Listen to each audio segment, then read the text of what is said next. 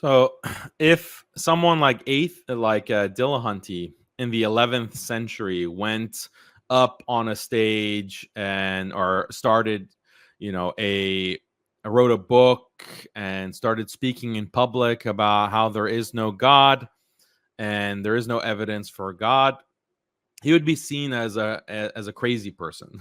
He would be seen as just an insane person and someone who maybe is possessed by the devil, and that's how he would be seen, not only in Europe, but also in Muslim society, in Chinese society, in African societies, in Native American societies. That's how he would be seen. This is just a crazy person, and they would boo him and throw rotten vegetables at him. Like, so is this because people in the past were just dumb?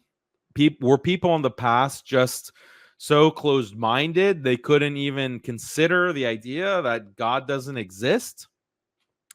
Uh, well, what explains that behavior? Like, what explains the difference? Why can Dillahunty have such a big following and have this kind of support, and people are like, oh yeah, he's such a brilliant mind. He says that you can't see God through a telescope. Wow, amazing.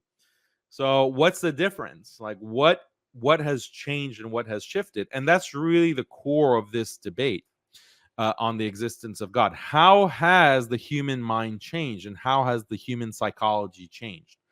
This is a meta question, okay, in the sense that we're not only debating is there good evidence for God, we're debating the human mind and epistemology, and how the mind understands the world, how the mind understands reality. And you have to, whenever you debate, uh, is there good evidence for God, or does God exist, or Islam, or Islam versus atheism, you have to take it to this meta level. You have to address the fact that the modern psychology is not inclined to is not is going to find atheistic arguments more compelling than they really are. The cards are stacked against the theistic position. You have to address this.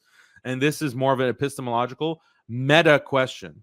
If you run through a contingency argument, or you run through Kalam cosmological argument, or you run through the design argument, or whatever argument that you want to present, it's not going to be it's not going to click. It's not going to be as compelling or convincing to people today than it would have been a generation ago, 2 generations ago, 1,000 years ago.